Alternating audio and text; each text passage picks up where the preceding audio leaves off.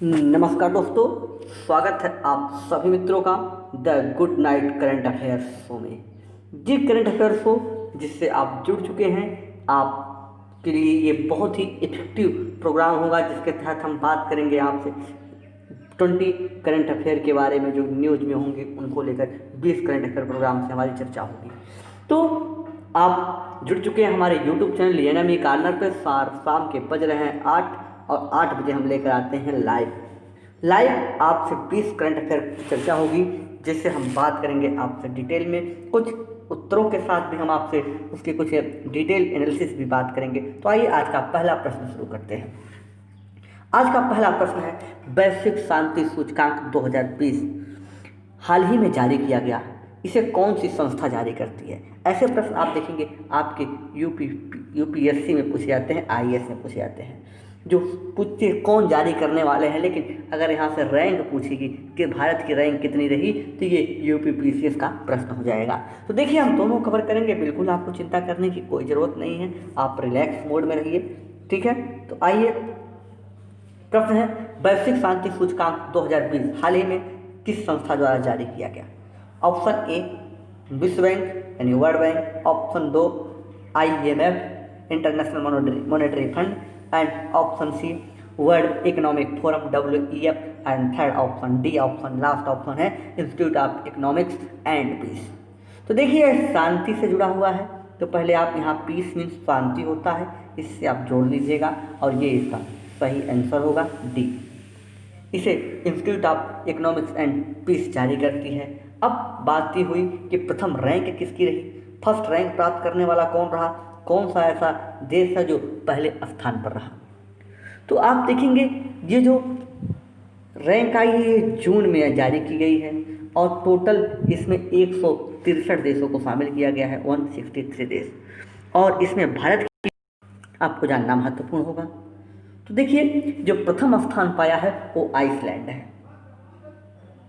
Iceland हर बार लगभग जितनी report आती है इसमें सबसे शांत देश रहता है। दूसरे नंबर पर न्यूजीलैंड को यह दर्जा मिला है, न्यूजीलैंड सबसे शांत देश है, सेकंड, ठीक है। तो आइए आगे चलते हैं अगले प्रश्न की ओर। अगला प्रश्न है, वैश्विक शांति सूचकांक 2020 में भारत की रैंक क्या है? जी हाँ, ये यूपीपीसीएस का ऐसे प्रश्न होते हैं जो पूछे जाते हैं कि रैंक क्या रही। यहाँ तक कि 2020 छोड़कर 2019 भी ये पूछ सकता है, 18 भी पूछ सकता है। पिछली बार आपने यूपीपीसीएस का प्रश्न देखा होगा तो उसमें ऐसे ही ट्रेंड देखने को मिले, ठीक है। आइए, वैश्विक शांति सूचकांक 2020 में भारत की रैंक क्या थी? Option A 141, option B 137 137, option C 136 and option D 139 139।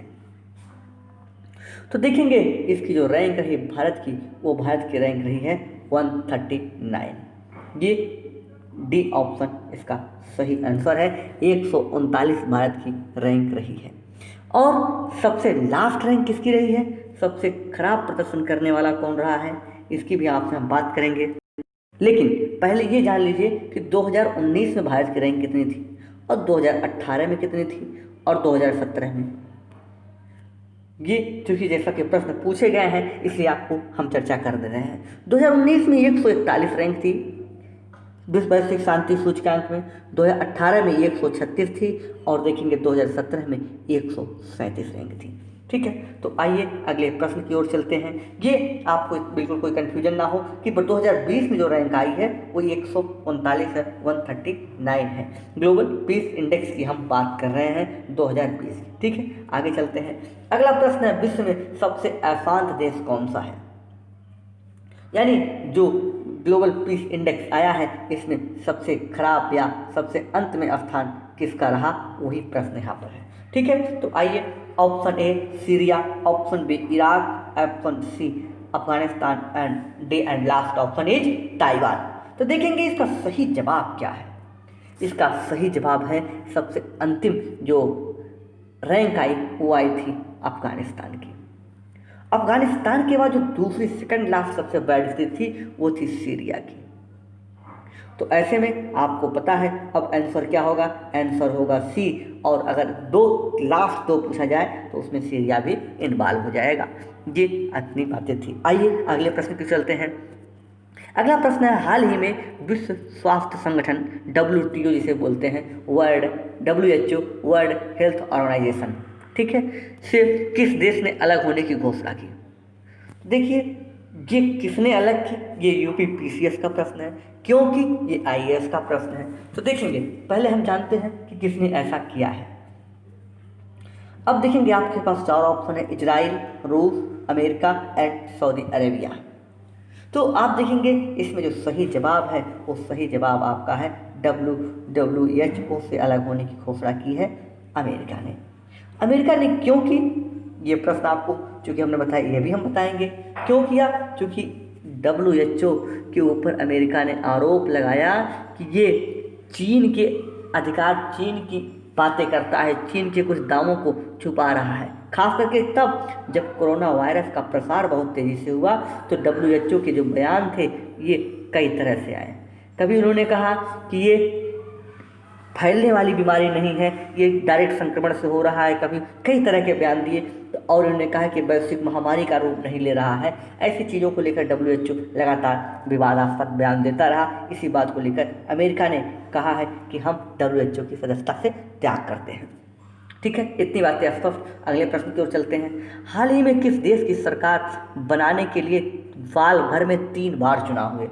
1 बार होता, 2 बार होता, समझ में आता, 3 बार चुनाव वहाँ पर कराए गए, तब जाकर वहाँ पर सरकार बन पाई है फाइनली। ऐसी कौन सा देश है? ऑप्शन ए आपको मिलेगा Afghanistan, option B Iran, option C Maldives and option D and last Israel. तो देखेंगे जो सही जवाब आपका है वो आपको ब्लू पेन से हम दिखाएंगे, वो है आपकी इजराइल। अच्छा, आखिर इजराइल में हुआ ऐसा क्या? देखेंगे जो इजराइल था, इजराइल में ऐसी घटना क्यों हुई? क्योंकि 3 बार जब चुनाव हुए, तीनों बार किसी को पूर्ण बहुमत नहीं मिल पाया, और गठबंधन जब बनाने की बात आई तब भी गठबंधन में भी कोई सरकार बनाने के लिए तैयार नहीं हुआ कि इस तरह से कोई सरकार बने। और देखेंगे जो फाइनली हुआ कि जो आपके सामने बेंजामिन नेतन्याहू दिख रहे हैं, इनकी सरकार बनी, और वो भी कौन सी? कोलिशन गवर्नमेंट, गठबंधन की सरकार बनी है। इनकी गठबंधन की सरकार बनी है, और गठबंधन की सरकार में आप देखेंगे इस बार इजराइल में नेतन्याहू जी फिर पुनः आए, इसके पहले भी वो थे। अगर इजराइल की संसद की बात कर लें, इजराइल की संसद को नेसेट बोलते हैं, आप लोगों को तो पता ही होगा, नहीं पता है तो पता कर लीजिए, कौन सी बड़ी बात है। आगे चले, ओके। अगला प्रश्न, छठवां, विश्व में सबसे बड़ा हथियार निर्यातक देश कौन सा है?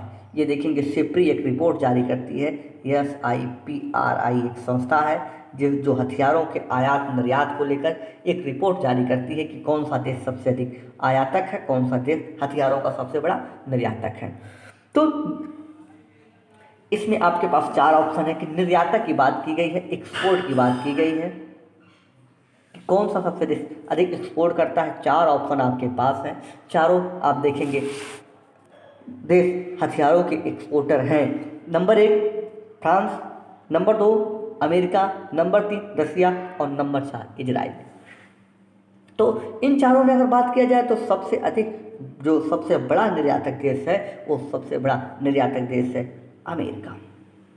अमेरिका को अगर हम बात करें तो जितना टोटल वर्ल्ड में हथियारों का निर्यात होता है, आराम से एक्सपोर्ट होता है, उसका 36% अकेले USA निर्यात करता है। ये एक बहुत बड़ा आप देखेंगे भाग है, एक बहुत बड़ा इसका हिस्सेदारी है, किसमें? विश्व के हथियारों के निर्यात करने में। भारत को भी इसने कई हथियार निर्यात किए हैं, और साथ ही साथ आप देखेंगे भारत के साथ ही साथ आपके पड़ोसी पाकिस्तान में F-16 जो पाकिस्तान इसको लेकर दावा करता है, ये भी अमेरिका का ही दिया हुआ है। तो इतनी बातें अगर यहाँ से स्पष्ट हो गई तो आर्म का जो सबसे बड़ा एक्सपोर्टर है वो कौन सा है? अमेरिका। दूसरे नंबर पर कौन है? दूसरे नंबर पर रसिया आपका सबसे बड़ा मित्र है, जो आपको भी खूब हथियार देता है। आइए आगे चलते हैं। भारत विश्व में, अच्छा वही प्रश्न ही आ गया, भारत विश्व में किस देश से सबसे अधिक हथियारों का आयात करता है? क्या वो अमेरिका से करता है, या रूस से करता है, फ्रांस से करता है, इजराइल से करता है? तो आप देख सकते हैं अभी फ्रांस से राफेल भारत में आया, अंबाला में उतरा, पिछले वीडियो में हमने उसे डिस्कस भी किया। लेकिन हमें बात करना है आपका कि किससे सबसे अधिक हथियारों का आयात करता है।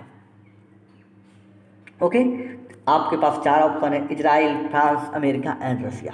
तो देखेंगे जो अमेरिका है ये विश्व में सबसे अधिक निर्यात करता है, लेकिन भारत को नहीं करता सबसे अधिक। भारत में इसकी रैंकिंग बहुत खराब है, यानी भारत के शीर्ष 4 में भी अगर देखा जाए तो ये अमेरिका का नाम नहीं है, शीर्ष 3 में तो बिल्कुल नहीं है। सबसे अधिक भारत जहाँ से हथियार लेता है वो है रसिया, वो है रूस। ब्लू से आंसर हमने दिया है, ये सही आंसर है रसिया। रसिया की अगर बात करें तो रसिया से कितना प्रतिशत भारत लेता है। अच्छा, पहले वर्ल्ड हिस्सेदारी में हम बात कर लें। विश्व में सबसे अधिक यूएसए किया था, हमने अभी आपको बताया। दूसरे नंबर पे रसिया कर रहा है। तीसरे नंबर पे आप देखेंगे ये है फ्रांस का अधिकारी। ये 3 आप याद रखें, इससे ज़्यादा जर्मनी भी है, चीन भी है। चीन की एक विशेषता है कि वो 5वें नंबर का सबसे अधिक आयातक भी है और सबसे अधिक निर्यातक भी है, 5th स्थान पे बना हुआ है। लेकिन हमें बात करनी है इस टोटल पार्टीशन के कितने भाग कौन करता है। हमने बताया कि जो यूएसए है, जो अमेरिका है, ये करता है 36%। और यहाँ पे अगर रूस की चर्चा की, रसिया की, तो रसिया करता है 21%। पूरे विश्व में जो हथियार होते हैं तो आप देखेंगे यही दोनों 50% से ज़्यादा हथियारों का निर्यात करते हैं। अगर कहीं हथियार लिए गए हैं, 100 हथियार किसी देश के पास हैं, विश्व में बेचे गए, तो इसमें आप देखेंगे लगभग 57% हथियार इन्हीं दोनों देशों के होंगे। तीसरे स्थान पर नाम आता है फ्रांस का। फ्रांस टोटल 7.9% या 8% के आसपास हथियारों का ये निर्यातक है। जर्मनी इसके बाद आता है, उसके बाद चीन आता है। लेकिन भारत के संदर्भ में ये आंकड़ा अलग है। भारत में अगर हम बात करें तो विश्व की हमने बात की, भारत के संदर्भ में ये आंकड़ा थोड़ा सा अलग है। भारत में सबसे अधिक जो आयात का निर्यात करता है वो है रसिया। रसिया के बाद कौन कर रहा है? भारत में इजराइल कर रहा है। और इजराइल के बाद अगर बात करें तो भारत में बड़ा आयातक, भारत में जहाँ से हथियार आ रहे हैं वो आ रहा है फ्रांस से। अब इनके परसेंटेज की एक बार हम चर्चा कर लें। परसेंटेज में देखेंगे रसिया से भारत 56% अकेले हथियार रसिया से ले रहा है, और इजराइल से ये 14% ले रहा है, फ्रांस से ये 12% ले रहा है, जहाँ से राफेल आया है। आपको याद होगा कि ये राफेल अभी अंबाला में उतरा है। अगर राफेल की कुछ डिटेल आपको हम फिर यहीं पे याद दिला दें, क्योंकि न्यूज में है, प्रश्न आपको बन सकते हैं। तो पहला ये 4G संस्करण का हथियार है। ये चीज़ आपको राफेल के बारे में सबसे महत्वपूर्ण आपको जाननी होगी। जो जनरेशन है उसका 4.5G जनरेशन है। पहले ये ट्रेंड आपको इतना तो पता है, रसिया, इजराइल और फ्रांस। तो हम राफेल के बारे में एक बार फिर थोड़ी सी चर्चा कर देंगे, क्योंकि इसके पहले भी हमने चर्चा कर दी है राफेल के बारे में। और देखेंगे जो वायुसेना प्रमुख हमारे RK भदौरिया जी हैं, इन्होंने स्वागत किया, और INS कोलकाता ने स्वागत में हैप्पी लैंडिंग, हैप्पी हंटिंग भी कहा था इसी को लेकर। और इसका निर्माण किया था दसॉल्ट एविएशन ने, दसॉल्ट एविएशन में। और 36 राफेल का भारत में सौदा हुआ है, जिसमें पहली खेप भारत में आ चुकी है। और जब ये उड़ान भर कर चला था तो ये रास्ते में UAE में उतर कर एक बार फ्यूल भरा था, फिर भारत आया था। इतनी बातें अगर राफेल के बारे में जानते हैं तो मोर देन सफिशिएंट है। इसके बाद इधर आपको और कुछ जानना नहीं होगा। इसके पहले वीडियो में हमने और भी बातें कुछ बताई हैं, वहाँ से भी आप सीख सकते हैं। आगे आइए, तो ये देखिए, ये है आपका क्या, ये सबसे बड़ा हथियारों का। अच्छा, ये प्रश्न थोड़ा सा कुछ गलत हो गया है, कोई बात नहीं, इसमें जो इमेज लगा देंगे थोड़ी सी गलत लगा दी, लेकिन इमेज अगर लगा देंगे तो उसकी चर्चा कर लेते हैं। देखिए, जो सबसे अधिक आयात करता है, ये तो भारत विश्व में किससे सबसे अधिक आयात करता है, हमने बता दिया रसिया से। लेकिन अगर देखा जाए तो ओवरऑल विश्व में सबसे बड़ा आयातक है आपका सऊदी अरेबिया, और दूसरे नंबर पे आपका इंडिया आता है। ध्यान रखिएगा, पहला सबसे बड़ा आयातक कौन सा है? सऊदी अरेबिया, और दूसरा है इंडिया। इतनी बात आप याद रखिएगा, और इमेज यहाँ लगी है। आइए इसके आगे चलते हैं। अगला प्रश्न है, क्वेश्चन नंबर 8 है, निम्नलिखित में से कौन सा, ये मैं है मैं नहीं, कौन सा राष्ट्र हथियार आयात की टॉप 3 सूची में शामिल है? आपके पास 4 ऑप्शन है। पहले हमने 4 कोड दिया है। एक है सऊदी अरब यानी सऊदी, दूसरा है पाकिस्तान, तीसरा भारत, और चौथा मिस्र। तो इन आपको जैसा कि पता है कि 1 और 3 तो होगा ही। क्यों? क्योंकि पहला तो सबसे टॉप पे है सऊदी अरब, और दूसरा सेकंड टॉप पे है कौन? आपको हमने बताया था क्या? भारत। तो अब सऊदी अरब और भारत अगर है तो तीसरे का चयन करना है। 1 और 3 के साथ ऑप्शन आपके पास कौन होंगे, आप चयन करें। 1 और 3 इसमें है, 1 और 3 इसमें नहीं है, इसमें नहीं है, यानी B और C कट गया, C और D बचा है। तो अब C और D में आप देखिए कि कि क्या ए होगा या डी होगा। अब इन दोनों में आपको चयन करना है। तो आप देखिए कि अब ऑप्शन में आइए, अब ऊपर एक कूट में आ जाइए। पाकिस्तान और मिस्र में चयन करना है, इजिप्ट में चयन करना है कि सबसे अधिक हथियारों को कौन खरीद रहा है। क्या वो काम पाकिस्तान कर रहा है या वो काम इजिप्ट कर रहा है, मिस्र कर रहा है। तो देखेंगे जो सबसे अधिक हथियारों की आयात करता है वो तीसरे स्थान पे मिस्र है और इसका सही जवाब होगा डी। इसका सही आंसर होगा डी। आपको इजिप्ट हम दिखा दें, आप देखिए ये आपका इंडिया है, ये आपका सऊदी अरेबिया है और ये आपका इजिप्ट है। अगर इसमें हम नंबरिंग करें तो इस तरह की नंबर होगी, ये होगा 1 पे, ये होगा 2 पर, ये होगा 3 पर। अगर आप इनके सीक्वेंस को आप जानते हैं तो 312 याद कर लिए, आपको याद हो जाएगा। ये बीच में पड़ता है सऊदी अरेबिया, इधर पड़ता है इंडिया और इधर पड़ता है मिस्र। ओके, कोई कंफ्यूजन नहीं, जैसा कि हमें लग रहा है बिल्कुल स्पष्ट है, आंसर भी आ रहे हैं लोगों को। ठीक है, आगे चलिए। अगला प्रश्न है, हाल ही में किस संस्था ने भारत में 75,000 करोड़ रुपए का निवेश करने का ऐलान किया है। इस प्रश्न के पहले आपको एक बात और आपको याद दिला दें कि जो हमने हथियारों की लिस्ट जारी की थी वो सिप्री जारी करती है और आयात में सबसे बड़ा आयातक सऊदी अरेबिया है, दूसरे पे इंडिया है और निर्यात में रसिया है और फिर यूएसएसआर है, या यूएसएसआर ना है, रूस है। ठीक है, ये आपको एकदम जबान पे होना चाहिए। और भारत सबसे अधिक आयात किससे करता है, आप करता है वो रूस से। ये आपको इतना याद है। अब आइए अगले प्रश्न पर फिर। हाल ही में किस संस्थान ने भारत में 75,000 करोड़ रुपए के निवेश करने का ऐलान किया है। 4 ऑप्शन आपके पास है, अमेजन या अमेजॉन, दूसरा है अलीबाबा, तीसरा गूगल और चौथा वीवो कंपनी। तो देखेंगे इसमें जो सही जवाब है वो है आपका है गूगल की कंपनी ने भारत में बहुत बड़े पैमाने पर इतने 75,000 करोड़ रुपए के निवेश का ऐलान किया है। अगर आप और देखेंगे तो ये निवेश जो कर रहा है गूगल, ये तो कई क्षेत्रों में कर रहा है। एक तो ये निवेश करेगा नक्सलवाद में भी, नक्सलवाद की समस्या से निपटने के लिए अलग एडिशन आपको कर रहे हैं। 3.7 करोड़ डॉलर देने की वादा किया है गूगल ने भारत को।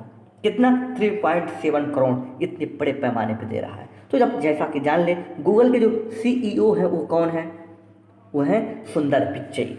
और ये जो निवेश कर रहा है इसका ऑब्जेक्टिव क्या है, इसका उद्देश्य है कि भारत में उच्च गुणवत्ता के स्मार्टफोन तैयार किए जाए। तो गूगल के संबंधित और कुछ न्यूज में था, जी हाँ, एक खबर और न्यूज में थी जिसे आपको और ध्यान देना होगा। 2 खबरें तो हमने बताई, कौन कौन सी, पहले इनको भी देख लें। पहले हमने बताया कि सबसे बड़ा निवेश कर रहा है, 75,000 करोड़ का निवेश कर रहा है गूगल, ये पहली थी। दूसरी हमने बताई कि नक्सलवाद को से निपटने के लिए भारत को 3.7 करोड़ डॉलर दे रहा है। तीसरी और न्यूज में थी गूगल। इन 3 खबरों को कवर कर रहे हैं। तो गूगल जितने बारे में न्यूज था आपके परीक्षा के लिए वो सब होंगे। तो देखेंगे तीसरा क्या है। तीसरा इसलिए एक खबर में थी गूगल कि इसने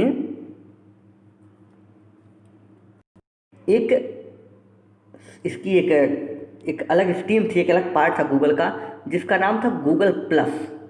शायद आप लोग परिचित होंगे गूगल प्लस। गूगल प्लस को इसने बदल कर इसका नाम अब रख दिया है गूगल करेंट। गूगल करेंट रख दिया है। आपको यहाँ से लिख के फिर से दिखा देते हैं किसको बदल दिया है। गूगल प्लस को चेंज करके इसने क्या कर दिया है, गूगल करेंट कर दिया है। ये जो आपको यहाँ पर जब गूगल देखते थे तो जी प्लस करके आता था ऐसे, अब उसे कर दिया है क्या इन्होंने, गूगल करंट कर दिया है। तो ये आपको तीसरी न्यूज थी जो आपको जाननी थी। ठीक है, अगले प्रश्न को चलते हैं। क्वेश्चन नंबर 10, हाल ही में मूडीज ने देश की रेटिंग एजेंसी को घटाकर किस देश की रेटिंग एजेंसी को घटाकर BEA थर्ड कर दिया गया है। तो पहले उसकी रेटिंग एजेंसी क्या थी, BEA सेकंड थी, और BEA जो थर्ड है ये आप देखेंगे इससे पुअर रेटिंग एजेंसी होती है। इसमें मतलब इसके जो निवेश की जो स्ट्रक्चर होता है, इसकी जो रेटिंग होती है कि BEA जो थर्ड है उसमें रेटिंग में निवेश सबसे पुअर स्थिति में होता है। निवेश करने के लिए कहता है लेकिन कहता है स्थिति उतनी संतोषजनक नहीं है। तो ये किसकी की है, भारत, अमेरिका, पाकिस्तान, सऊदी अरब। तो देखेंगे सब खबरों में थे तो इसमें देखेंगे सबसे जो पुअर रेटिंग एजेंसी इसमें BEA थर्ड किया है घटाकर वो इंडिया का किया है और इसका सही जवाब है भारत। ठीक है दोस्तों, तो ये थी इंडिया की जो BEE। अच्छा, एक चीज़ जान लीजिए कि जो मूडीज है ये है क्या, ये अमेरिका की एक क्रेडिट रेटिंग एजेंसी है जो जो अपनी रिपोर्ट देती है, और इसकी रिपोर्ट के आधार पर जगह जगह आप देखेंगे ये इमेज है मूडीज, जगह जगह इसके जो इन्वेस्टमेंट होते हैं, जो निवेश होते हैं, इनकी रिपोर्ट के अनुसार प्रदेश करते हैं। अगर किसी देश की रेटिंग एजेंसी ने किसी देश की जो रेटिंग है बहुत पुअर कर दी है, बहुत ख़राब कर दी है, तो वहाँ पर जो निवेश आते हैं उसकी आने की संभावना कम होने लगती है। क्यों? क्योंकि जो निवेशक होते हैं इसी रेटिंग एजेंसी को देख कर ही निवेश करने के लिए आकर्षित होते हैं। अगला प्रश्न है, थोड़ी सी जल्दी करें 20 मिनट हो चुके हैं, 8:21 हो चुका है हमारे घड़ी में। हाल ही में खबरों में रहने वाली कौन सी झील जिसका रंग गुलाबी हो गया है? सबको पता है, ये बहुत ही आसान प्रश्न हमने कवर किया है कि कुछ आसान भी हो जाए जिससे सबको पता हो जाए। ठीक है, ऑप्शन ए चिल्का झील, option B Wular, Renuka and Lonar झील। तो 4 ऑप्शन आपके पास हैं। इसमें आपको पता होना चाहिए कि वो कौन सी है, वो है लोनार झील। डी इसका सही जवाब है। लोनार झील कैसी झील है, आपको यह भी आपको पता होना चाहिए। इसका निर्माण कैसे हुआ है? इसका निर्माण हुआ है उल्का पिंड के गिरने से। कहाँ पर है? यह महाराष्ट्र में है। ठीक है, इतनी बातें अगर स्पष्ट है तो इतनी चीज़ें क्लियर हो गई। तो अगले प्रश्न में ये क्यों हुआ है, इसका कारण क्या था? तो जैसा कि मुझे पता है अगले प्रश्न में शायद वही प्रश्न है, तो इसलिए यहाँ पर हम डिस्कस न करके अगले प्रश्न में डिस्कस करेंगे कि आखिर क्यों हुआ है। अब देखेंगे 56,000 साल पुरानी ये झील है जो रातों रात गुलाबी हो गई है। इस तरह से, पहले ये इस तरह से थी, फिर उसका रूप बदलकर ऐसे हो गया। आपको दोनों इमेज में दिख रही होगी अंतर। ये पहले की है और उसके बाद ये ऐसा चेंज होकर हुआ है, और ये परिवर्तन बहुत तेज़ी से हुआ है। जनसत्ता खबर ने लिखा, ये इमेज दिया गया जहाँ से हमने उठाया है, कि ये रातों रात बदल गई है, और उसके पीछे क्या कारण थे, कारण के लिए हम अगले प्रश्न पे चलेंगे, वहाँ पर हम बात करेंगे। लोनार झील के रंग का गुलाबी होने का कारण क्या था? प्रश्नवाचक चिन्ह। एक ऑप्शन है जीवाणु, ऑप्शन बी वहां पर उपस्थित चट्टानें, ऑप्शन डी अपरदन एंड ऑप्शन डी उपरोक्त सभी। तो इन चारों में आप देखें, इसे आप एलिमिनेट बड़े आसानी से कर सकते हैं। क्यों, कैसे? देखिए, ये होता है एलिमिनेशन। कैसे? आप छांट के उत्तर सही निकाल सकते हैं। 4 ऑप्शन ऐसे ही, यूपीएससी ऐसे प्रश्न देते हैं कि आप वहाँ पर छांट सकते हैं। देखिए, पहली बात हम डी पे विचार करते हैं, उपरोक्त सभी। तो यानी इसमें से 3 ऑप्शन हमें छोड़ना है जिसमें से कोई एक गलत हो। अगर कोई एक गलत होगा तो ये अपने आप नहीं होगा। जैसे देखें, वहाँ की चट्टान, सॉरी कोई दूसरा खुल गया, फिर से आते हैं हम वहीं तक जहाँ तक हमने बात की थी। आ गया जी, इधर आ जाइए। ये देखिए, सबसे पहले वहाँ की चट्टान पे बात करेंगे बी पर। जीवाणु पर बात करें, जीवाणु हमें नहीं पता जीवाणु की वजह से हुआ था या किसके वजह से नहीं पता, लेकिन बी पे आ जाइए। बी क्या कह रहा है, वहाँ पर उपस्थित चट्टान, अगर चट्टान की वजह से उसका रंग लाल होता या गुलाबी होता तो ये पहले से हुआ होता। रात भर में चट्टान बदलती नहीं है। ओके, एकदम क्लियर। तो यानी बी ऑप्शन नहीं होगा। अगर बी नहीं होगा तो सी पर चलते हैं, वायु अपर्दन। ये घटना जल में घटित हो रही है, वायु अपर्दन से कोई लेना देना नहीं है। ठीक है, अगर वायु अपर्दन से लेना देना है तो जो वायु आज वहाँ पे चल रही है ये पहले भी वही चल रही थी, बहुत पहले। अगर मौसम के अनुसार बदलता तो कभी विगत सालों में ऐसा होना चाहिए था, लेकिन ऐसा नहीं हुआ। ऐसे में देखेंगे ना बी सही निकला और ना सी निकला और ना डी। हमें पता नहीं उत्तर, हमने लॉजिकल निकाला है किस वजह से, और हम ऐसे में जो उत्तर मार देंगे वो क्या मारेंगे, ए।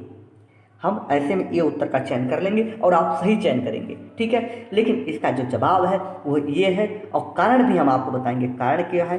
कारण चूंकि हम नहीं चाहते कि आप एलिमिनेशन करें, हो सकता है आपको ये ऑप्शन ना क्लियर हो। ठीक है, तो आइए इसका उत्तर बताते हैं कि क्यों हुआ था। देखिए, वहाँ पर जीवाणु एक्टिविटी एकाएक रात में बढ़ गई थी, और कौन से जीवाणु था? उसका नाम था हालो आर्चिया। हालो आर्चिया नामक एक जीवाणु है, एक बैक्टीरिया है, जिसके कारण महाराष्ट्र के जो बुढ़वाना की जो लोनार झील है वो झील रातों रात लाल रंग में परिवर्तित हो गई। और ये लाल रंग क्यों हुआ? क्योंकि ये जीवाणु बहुत तेज़ी से वृद्धि किया और इसके जो बाय प्रोडक्ट निकले वो रेड कलर में निकले। कुछ लोग इसके लिए एक फंगस को भी जिम्मेदार बता रहे हैं, लाइकेन को भी बता रहे हैं, लेकिन ये भी रिसर्च चल रहा है, लेकिन इसमें ऐसा कोई ऑप्शन नहीं था जहाँ पर आपको चयन करने के लिए मिलता, इसलिए हमने ऐसा ही ऑप्शन दिया था। ठीक है, ये क्वेश्चन नंबर 12 था, आप देख सकते हैं। इसके आगे चले अगले प्रश्न की ओर। क्वेश्चन नंबर 13 पर आप ये देख ले, पहले यही लोनार झील है जो रातों रात बदली थी, आपको पीछे इमेज में भी दिखाया था। आइए, ऑपरेशन संजीवनी बहुत ही महत्वपूर्ण है। भारतीय वायुसेना के द्वारा किस देश के लिए चलाया गया? ऐसे जो ऑपरेशन चलाए जा रहे हैं, खास करके भारतीय वायुसेना चला रही है, भारत के द्वारा विदेशों के लिए चलाए जा रहे हैं, वो आपके लिए बड़ा महत्वपूर्ण होता है। तो अगर महत्वपूर्ण है तो हमें करना होगा। तो देखिए, ऑपरेशन जो संजीवनी है ये वायुसेना के द्वारा चलाई गई थी, और किस किस देश के लिए? आपके पास 4 ऑप्शन, मॉरिशस, मालदीव, अफ्रीका के तटवर्ती देश और मेडागास्कर। और सही जवाब अगर मैं आपको बताऊं तो ये चलाया गया था मॉरिशस के लिए। क्यों चलाया गया था? मॉरिशस में जो कोरोना बढ़ रहा है, बहुत तेजी से बढ़ा था, उस कोरोना को, ओह सॉरी, मॉरिशस नहीं, ऑप्शन मालदीव, हमने गलत टिक मार दिया, मालदीव में जो कोरोना बढ़ रहा था, कोरोना की जो समस्या थी, उस कोरोना समस्या के लिए चिकित्सा उपकरणों को वहाँ पर उपलब्ध कराया गया। वहाँ पे चिकित्सा उपकरणों की आपूर्ति की गई मालदीव में। मालदीव आप देखेंगे अरब सागर में अवस्थित है। आपका जो लक्षद्वीप है उसके ठीक नीचे मालदीव मिलेगा। इमेज आपको शायद लगाई गई हो तो हम आपको दिखा देते हैं, अगर आपको इमेज मिल जाएगी। ये इमेज यहाँ पे लगी नहीं है, लेकिन ये रही मालदीव, यहाँ पे देखेंगे इमेज लगा है, ये आप देखेंगे मालदीव है। मालदीव की कैपिटल माले है, और माले आप देखेंगे ये ठीक ऊपर हमारा लक्षद्वीप है, लक्षद्वीप के नीचे मालदीव लगा हुआ है। ठीक है, ये कहाँ का पार्ट है? इंडियन ओशियन का पार्ट है, ध्यान रखिएगा। आगे चलते हैं अगले प्रश्न की ओर। 14वां, हाल ही में भारत सरकार द्वारा एमएसपी न्यूनतम समर्थन मूल्य जिसे कहते हैं को जारी किया गया। निम्न में सर्वाधिक वृद्धि किस फसल में दिखाई गई है? तो देखिए, एमएसपी जो पॉलिसी आई, एमएसपी जो जारी की गई है, ये सीएसीपी के द्वारा जारी की जाती है। ये भी आप जान लीजिएगा, बहुत ही महत्वपूर्ण है। अक्सर प्रश्न इकोनॉमी का पाठ था, लेकिन ये बहुत जरूरी थी। अब देखिए, एमएसपी की जो घोषणा हुई उसमें सबसे अधिक जो एमएसपी बढ़ाई गई वो किस फसल की बढ़ाई गई, इस प्रश्न में पूछा गया है। ऑप्शन ए तिल, ऑप्शन बी उड़द, ऑप्शन सी चावल, ऑप्शन डी आपका है नाइजर सीड। तो इसका जो सही जवाब है वो आपको मिलेगा क्या? वो है नाइजर सीड है। नाइजर सीड क्या होता है? आप इमेज पे देख ले, हो सकता है आपको याद आए, नहीं याद आता तो कोई बात नहीं। ये देखिए, ये होता है नाइजर सीड। ठीक है, ये नाइजर सीड चावल की तरह दिखता है और उसी की तरह प्रॉपर्टी भी रखता है। ये नाइजर सीड है। ठीक है, और इसकी जो एमएसपी बढ़ाई गई, सबसे अधिक बढ़ाई गई। इसकी जो एमएसपी वर्तमान में जो बढ़ाई गई थी वो 755 रुपये पर क्विंटल बढ़ाकर दी गई है। यानी पहले इसकी जो थी उसमें जो बढ़ाकर किया गया, वर्तमान में इसकी जो एमएसपी हो गई एक क्विंटल के पीछे, वो हो गई है 66,991 रुपये। इतनी इसकी एमएसपी कर दी गई है। कितनी? सॉरी, आप देखें कितना, 6,695 रुपये जी, उसके क्विंटल में उसकी एमएसपी कर दी गई है। इतने रुपए पर क्विंटल ये बेचा जा सकता है, सरकार इसे खरीदेगी। ठीक है, ये है नाइजर सीड। आगे चलते हैं क्वेश्चन नंबर 15 की ओर। सरकार द्वारा नई एमएसपी जारी करने के बाद चावल के न्यूनतम समर्थन मूल्य में कितना वृद्धि की? ये इम्पॉर्टेंट है, क्योंकि जो फसल होती है वो फसलों में जो आपके यहाँ उगाई जाती है, एग्जाम में आप देखेंगे प्रश्न वहाँ से आपसे पूछे जाते हैं। तो देखेंगे जो चावल की जो फसल थी उसकी जो एमएसपी पहले क्या थी और अब क्या हो गई है, दोनों की बात कर लेंगे हम। पहले की अगर हम बात करेंगे तो पहले जो चावल की एमएसपी थी वो थी 1815 रुपये। चावल 2 ग्रेड का होता है, एक ए ग्रेड का और एक सामान्य। तो ये सामान्य का था और जो ए ग्रेड का था उसका 1835 था। ओके, और जो बढ़ा दिया गया है, अब बढ़ाकर कितना कर दिया गया है? इसे कर दिया गया है दूसरा पेन लेते हैं, ब्लैक ले लें। इसे 1815 वाले को कर दिया गया है 1868 और 1835 को कर दिया गया है ये 1888। ठीक है, यानी जो इंक्रीज किया गया है, जो बढ़ाया गया है, वो कितना बढ़ाया गया है? आप देखेंगे वो 53 बढ़ाया गया है, यानी सही जवाब है बी। ओके, यहाँ से आगे चले तो आप देख लें, पहले ये चावल है, इसकी जो एमएसपी है कितनी बढ़ा दी गई है? 53 रुपये बढ़ाकर। सामान्य की अगर हम बात करें तो 1868 कर दी गई है और जो ए ग्रेड का है उसे 1888 कर दी गई है। ये बहुत महत्वपूर्ण है, ये थोड़ा सा एनालिटिकल है, एक लेवल ऊपर का प्रश्न है, इसे आप समझिए। निम्नलिखित फसलों को बड़े हुए यानी बढ़ते हुए लिख दिया गया है। बढ़ते हुए एमएसपी के क्रम में व्यवस्थित कीजिए, यानी जिसकी जो एमएसपी बढ़ाई गई है, सबसे ज़्यादा एमएसपी किसकी बढ़ाई गई है, उसके बाद उससे कम, उसके बाद उससे कम। तो अभी हमने बताया जो नाइजर सीड, आपको इमेज में दिखाया कि नाइजर सीड की एमएसपी सबसे अधिक बढ़ाई गई है। तो आपके पास जो 4 ऑप्शन है, उन 4 ऑप्शन में जहाँ पर नाइजर है उसे पहले आप चयन करें। तो देखेंगे ए में है, बी में है एंड डी में है, यानी सी ऑप्शन तो नहीं होगा। दूसरे पे अगर हम बात करें तो दूसरे किसकी बढ़ाई गई है, दूसरे पे बढ़ाया गया है तिल का। नाइजर सीड के बाद सेकंड पे बढ़ाया गया है तिल का। अगर आपको इतनी जानकारी है तो आप देखेंगे सेकंड पे तिल कहाँ है, सेकंड पे तिल नाइजर सीड के ही है और ऑप्शन हो जाएगा आपका बी। तो आपको थोड़ी सी हम और डिटेल जानकारी दे दें कि कितनी कितनी बढ़ाई गई है सबकी। देखिए जो नाइजर सीड है ये आपका क्रम सही है, इसी क्रम पे आपको हम विचार करेंगे और सबकी एक एक बताते जाएंगे। देखिए नाइजर सीड की हमने बताया था 755 रुपये बढ़ाई गई है। तिल का कितना बढ़ाया गया है, तिल का 370 रुपये बढ़ाया गया है। और उड़द का बढ़ाया गया है पूरा 300। और कपास में जो वृद्धि की गई है वो 275 रुपये की वृद्धि की गई है। ठीक है, अगर हम बात कर लें अब कि तिल की बढ़ाकर कितनी कर दी गई है, कितना एमएसपी रखा गया है। नाइजर का हमने बताया था आपको, नाइजर जो सीड है उसका हमने 6695 बताया था। तिल का कितना है 6855। उड़द का कितना है, उड़द का पूरा 6000 कर दिया गया है। और कपास का किया गया है 5825 रुपये। ठीक है, इसमें भी कपास दो तरह का होता है, एक लंबा कपास, एक मध्यम कपास। ठीक है, दोनों में ध्यान रखिए, जो लंबा कपास होता है वो 5825 है और जो मध्यम कपास होता है वो आपका 5315 है। ये आपको इतना अंतर से नहीं पूछा जाएगा, ऐसी उम्मीद है। अगला प्रश्न है, हाल ही में संयुक्त यानी यूएनसी संयुक्त राष्ट्र सुरक्षा परिषद के लिए 2020 का अध्यक्ष किसको चुना गया है। 2020 में किसको अध्यक्ष चुना गया, ऑप्शन ए आपके पास है जापान, ऑप्शन बी अमेरिका, सी चीन एंड डी इंडिया। तो यह भारत। देखेंगे इसका जो सही जवाब है वह है भारत। भारत को इसका जो अध्यक्ष चुना गया है, इसके अध्यक्ष चुनने की कुछ और बातें अगर आपको हम बताएं तो क्या है, आप देखेंगे अध्यक्ष चुनने के साथ भारत को ये जो इसके भारत के इसमें चुनाव हुआ था, जो वोटिंग हुई थी, उस वोटिंग में भारत को टोटल कितने वोट मिले थे ये भी आपको जानना जरूरी है। क्यों, क्योंकि ऐसे वोट पटांग प्रश्न पूछे जा सकते हैं आपसे। 184 वोट भारत के पक्ष में मिले थे और भारत के विपरीत जो मिले थे वो 8 वोट थे। तो भारत के विपरीत आप समझ सकते हैं, पाकिस्तान जैसे लोगों ने वोट किया होगा जो हमें नहीं चाहते, और मैक्सिमम लोगों ने हमारे पक्ष में वोट किया है। दूसरी चीज़, एक चीज़ और, भारत ये 8वीं बार बना है, ध्यान रखिएगा, ये प्रश्न पूछा जा सकता है आपसे। 8वीं बार भारत यूएनएससी का अध्यक्ष बना है। लेकिन आप देखिए, और अस्थायी अध्यक्ष बना है, हटता रहता है। लेकिन इसमें जो यूएनएससी होता है इसमें 5 परमानेंट मेंबर होते हैं, उनको आपको नाम है, जीएस का पार्ट है लेकिन नाम बताएंगे हम जरूर क्योंकि महत्वपूर्ण है। पहला है अमेरिका, दूसरा है रसिया, तीसरा है चाइना, चौथा है ब्रिटेन और पांचवा है फ्रांस। ये 5 लोग परमानेंट मेंबर हैं जिनके पास वीटो पावर है, किसी भी अधिकार पर वीटो लगा सकते हैं। तो ये आपको जानना था क्वेश्चन नंबर 17 से रिलेटेड जी। ठीक है, आगे अगले प्रश्न की ओर चले हम। तो ये आप देख सकते हैं, ये है इमेज। अगला प्रश्न, हाल ही में प्रधानमंत्री नरेंद्र मोदी द्वारा गरीब कल्याण योजना की शुरुआत कहाँ से की गई है। तो देखें, गरीब कल्याण योजना अभी हाल ही में प्रधानमंत्री नरेंद्र मोदी ने शुरू किया है।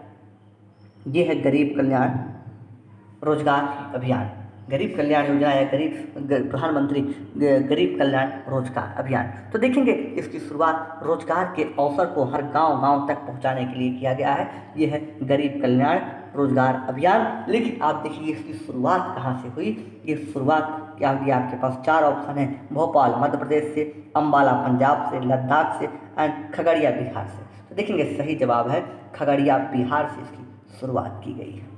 लेकिन ये कब की गई, ये 20 जून 2020 को की गई है। और देखेंगे खगड़िया बिहार की एक गांव है जिसका नाम है तिलिहार, ये तिलिहार गांव से की गई है। इसका ऑब्जेक्टिव क्या है, गांवों में जो आजीविका के अवसर हैं उनको बढ़ाना, यानी गांवों के रोजगार के अवसर बढ़ाना, आजीविका के लिवलीहुड के अवसर बढ़ाना। ठीक है, और ये शुरुआत की है वीडियो कॉन्फ्रेंसिंग के माध्यम से, चूँकि ये काल था कोविड-19 का। ओके, अगले प्रश्न की ओर चलते हैं। हाल ही में स्टालिन गैस का रिसाव हुआ जिसकी वजह से 11 मजदूरों की मृत्यु हो गई। ये रिसाव कहाँ पर हुआ, खबरों में था। इस स्थान का नाम आपको याद होगा, चर्चित स्थलों में से एक है। देखिए, option A Bengaluru, option B Hyderabad, option C Visakhapatnam, option D Mangalore. तो देखेंगे जी, आपको इमेज याद रही, खबरों में काफ़ी इमेज चली थी। तो देखिए, ये जो रिसाव हुआ था ये हुआ था विशाखापट्टनम में। किस गैस का हुआ था? स्टायरीन गैस का हुआ था, जिसकी वजह से टोटली 11 मजदूर की मृत्यु हो गई थी। और क्यों? दम घुटने की वजह से। और ये किस कंपनी में काम कर रहे थे? एक एलजी पॉलीमर्स नामक कंपनी थी जो विशाखापट्टनम में थी, और वहाँ पर एक गैस का रिसाव हुआ जिसकी वजह से 11 मजदूरों की वहाँ पर कार्यरत मृत्यु हुई थी। अगले प्रश्न की ओर चलते हैं। चकहाऊ, या इसे चक हाओ भी बोलते हैं, ठीक है। देखिए ये पेन का है, चकहाओ। चकहाओ चावल को हाल ही में जीआई टैग का दर्जा दिया गया। जीआई टैग आप परिचित होंगे, जीआई टैग का दर्जा दिया गया। ये चावल किस राज्य का है? तो आइए चकहाओ चावल आपको हम पहले दिखा दें। चकहाओ चावल के लिए आपके पास जो 4 ऑप्शन है, पहले उन पर विचार कर लें। मणिपुर, मेघालय, तमिलनाडु, कर्नाटक। ये 4 ऑप्शन आपके सामने दिख रहे हैं। ये काले रंग का चावल जो आपको नाइजर सीड की तरह लग रहा होगा, ये चावल है चकहाऊ चावल, ठीक है। और इसके लिए आपके पास जो सही ऑप्शन है क्या है? वो सही ऑप्शन है कि ये है मणिपुर का। कहाँ का है? ये है मणिपुर का। मणिपुर के चावल को आप जीआई टैग मिला है और इसकी वजह से इसकी उत्कृष्टता बढ़ गई है। आप देख सकते हैं ये चावल है। इस चावल में आप क्यों दिया गया इसका रीजन? क्योंकि ये देखेंगे मिनरल और जो प्रोटीन होते हैं, विटामिन होते हैं, इससे परिपूर्ण होता है। ये जो सामान्य चावल होता है इससे इसकी पौष्टिकता बहुत अधिक होती है। चकहाऊ चावल ये है कहाँ पर? मणिपुर में। और दिया गया कब? अप्रैल 2020 में इसे जीआई टैग दिया गया। ठीक है दोस्तों, तो आज के वीडियो में इतना ही। ये टोटल 20 प्रश्नों की जो सीरीज थी, आप उससे हमसे जुड़े। अगले प्रश्न को हम फिर मिलेंगे आपसे अगली सीरीज में कल। ठीक है दोस्तों, तो दीजिए आज्ञा। लेकिन अगर आपने अभी तक हमारे यूट्यूब चैनल को सब्सक्राइब नहीं किया है तो प्लीज़ ये जो लोगो नाम का है YNME कॉर्नर, आप अपने यूट्यूब चैनल पर जाइए और यूट्यूब पर जाइए और देख डालिए YNME कॉर्नर और सर्च कीजिए। ये लोगो जैसे ही दिखे इस लोगो को तुरंत सब्सक्राइब कर लिए बिना किसी देरी के। क्यों? क्योंकि हम आपको पूरा संपूर्ण कोर्स करवा रहे हैं। हम करवा रहे हैं आपको करंट रात्रि में 8 बजे, जहाँ पर आप हमसे अभी जुड़े हुए हैं। हम करवा रहे हैं यूपी स्पेशल, जहाँ पर आप हमसे 2 बजे जुड़ते हैं दोपहर में। हम करवा रहे हैं आपको बेसिक कोर्स, जहाँ पर आप हमसे 9 बजे सुबह जुड़ते हैं। तीनों कोर्स आपको हम पूरा होलिस्टिक करवा रहे हैं। और ये आप देखिए करंट अफेयर और यूपी स्पेशल, ये आपके एग्जाम के दृष्टि से कराया जा रहा है, क्योंकि आप लोगों के एग्जाम लगे हुए हैं और सरकार लग रहे एग्जाम करवा लेगी। नीट को लेकर विद्यार्थियों ने काफ़ी विरोध किया है। हर विद्यार्थी अपना विरोध दर्ज करा रहा है, लेकिन सरकार एग्ज़ाम कराने पर जमी हुई है, लगी हुई है, एग्ज़ाम कराना चाह रही है। सरकारी जो बयान आ रहे हैं, देखिए होता क्या है। लेकिन आप अपनी तैयारी, अपनी प्रिपरेशन को जरा सा भी लापरवाही ना करें। इसी के मद्देनजर हमने यूपी स्पेशल और करंट अफेयर का भी प्रोग्राम चला रहे हैं। ठीक है दोस्तों, तो दीजिए आगे अपने मित्र रमेश चंद्र को। मिलेंगे आपसे अगले वीडियो में। जय हिंद, जय भारत।